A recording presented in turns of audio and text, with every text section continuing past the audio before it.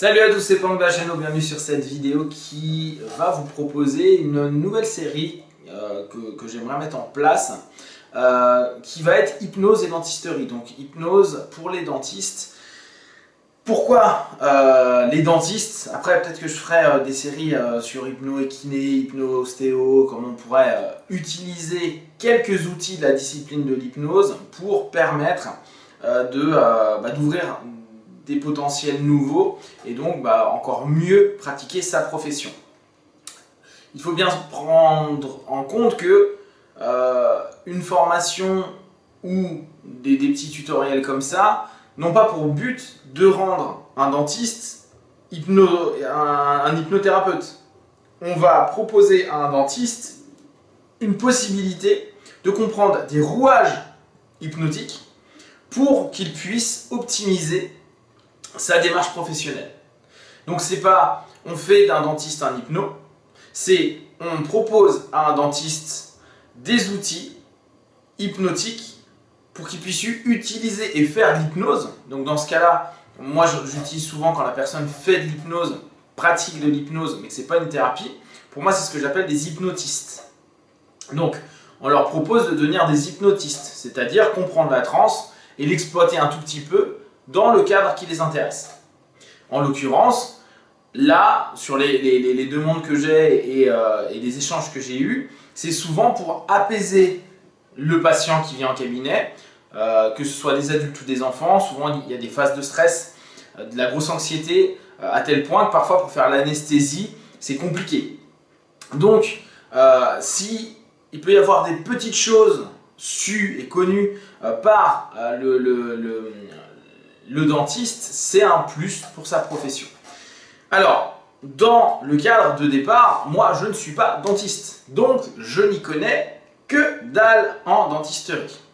J'ai juste eu la chance ou la malchance d'aller souvent chez le dentiste pour pas mal de trucs, notamment, merci la boxe, pour des coups que j'ai eu et donc des choses qui se fêlent ou qui se cassent.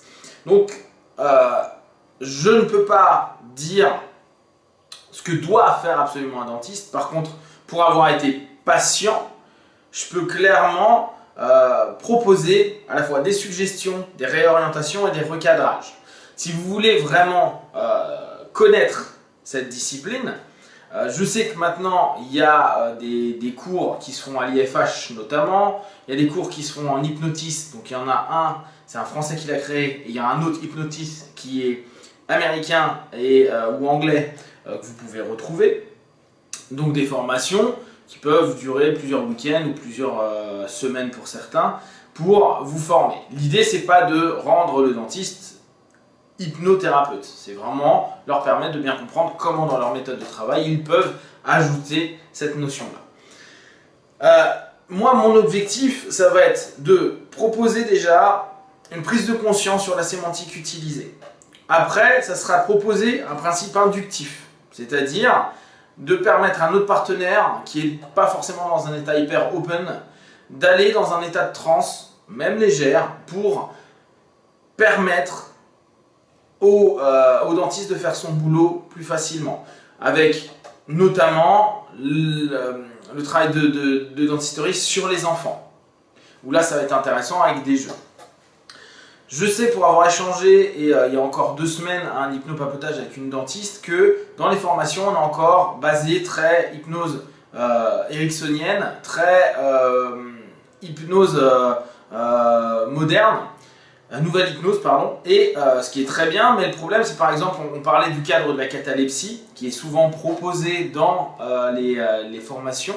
La catalepsie, et c'est ce que je montrais hier encore à ma dentiste, une catalepsie, quand on est allongé comme ça sur la table et qu'elle est en train de faire son boulot, ça peut la déranger.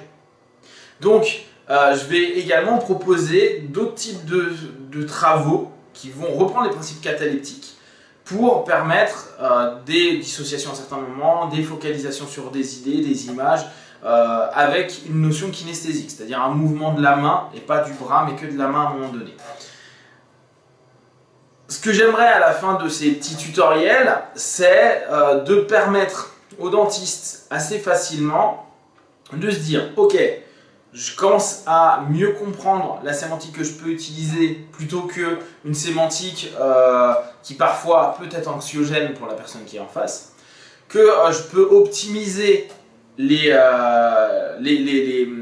sessions que j'ai justement par rapport à des orientations sans pour autant, comme en hypnose très souvent on fait, on parle pendant des heures. C'est-à-dire que parfois, voire souvent, le dentiste il doit se concentrer parce que y a un truc qui passe pas, quelque chose a foiré ou la dent elle s'est cassée pendant le truc, etc.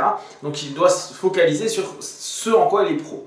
Donc on va faire un maximum de travail où on va lancer des suggestions de manière périodique pour nourrir le pattern qu'on est en train de proposer. Et dans les petites interventions, que toute intervention puisse devenir potentiellement une suggestion. La chose qui pour moi a de l'importance, mais là c'est vraiment très perso, je sais que c'est pas forcément enseigné comme ça dans les formations pour les dentistes, c'est qu'il est intéressant de proposer à notre partenaire la notion de dire voilà, on va également utiliser l'hypnose, est-ce que tu es d'accord? Pourquoi? Parce que je vous rappelle, moi je reprends vraiment là-dessus la doctrine hellmanienne, il est intéressant d'accepter qu'il y a un 50-50.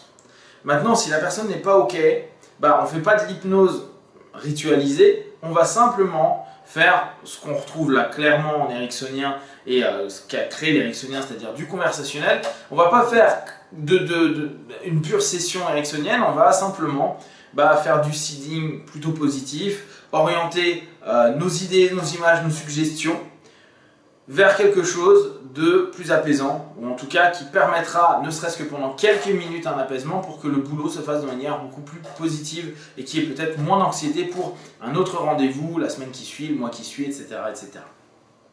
Donc c'est un principe d'accord qui pour moi est important, parce que si une personne vient en cabinet et que vous commencez à lui faire une focalisation, regarde d'un point, surtout que souvent la lumière qui est là, regarde au-dessus, regarde le plafond, regarde en diagonale et commence à focaliser là-dessus, le mec il va rien comprendre. Pourquoi mon dentiste aujourd'hui me dit de faire ça?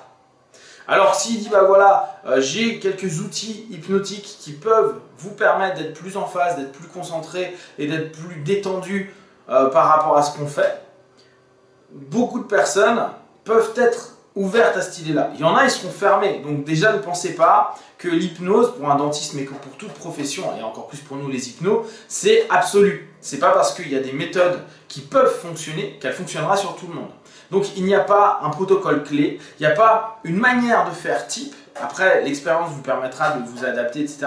Mais il y a des moments où vous allez faire un principe ritualisé avec 3-4 points clés, et parfois ça passera pas. Et c'est pas grave, faut pas se prendre la tête dessus. Je rappelle, quand l'hypnose n'est plus une discipline, mais n'est plus qu'un outil complémentaire à des disciplines, on n'est pas des experts de cet outil-là.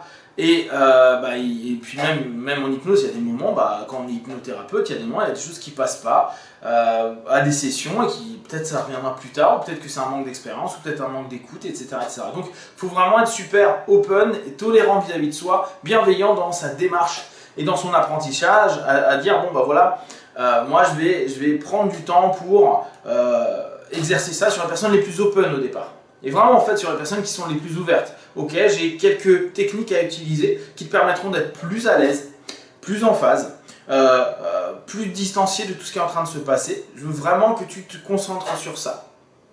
Ce qui aura pas mal d'intérêt. S'il est ok, on a déjà un deal de départ, c'est-à-dire qu'on a un 50-50. Est-ce que tu veux faire ça? Mais par contre, je vais te demander juste de suivre les indications que je te propose. Est-ce que tu es ok avec ça? Et si vous arrivez déjà à avoir un 50-50, c'est-à-dire un deal de départ, ça ouvre une possibilité pour que déjà la séance puisse changer. Il y en a, ils vont dire niet pop-off, je veux pas hypnose dangereux, pas bien. Donc là, on laisse tomber. Mais si on peut commencer déjà à avoir cette démarche-là, ça peut être très utile pour toutes les personnes. Et là, je parle pour les patients qui ont peur, qui souffrent et qui ont vraiment une phobie du dentiste, une phobie qu'on leur triture la bouche. Voilà, donc si ça vous intéresse, faites-le moi savoir. Je pense que je vais commencer quelques vidéos. Je peux en faire à 50 non plus, mais n'hésitez pas à me poser des questions. Comme je vous dis, je ne suis pas dentiste, donc il y a des choses peut-être, vous allez me dire non, mais ça on ne peut pas le faire parce que, et c'est très bien, je m'adapterai, je retrouverai peut-être des solutions pour vous permettre quelque chose qui vous permettra d'évoluer, d'avancer dans votre démarche. Faites-moi des feedbacks, partagez tout ça sur Facebook, YouTube, j'y répondrai le plus rapidement possible. Et bien sûr, de tout ce que je propose et que je vais proposer, ne prenez que ce qui est bon, juste et positif pour vous, qui vous permet d'avancer et d'évoluer. Biwan, ciao!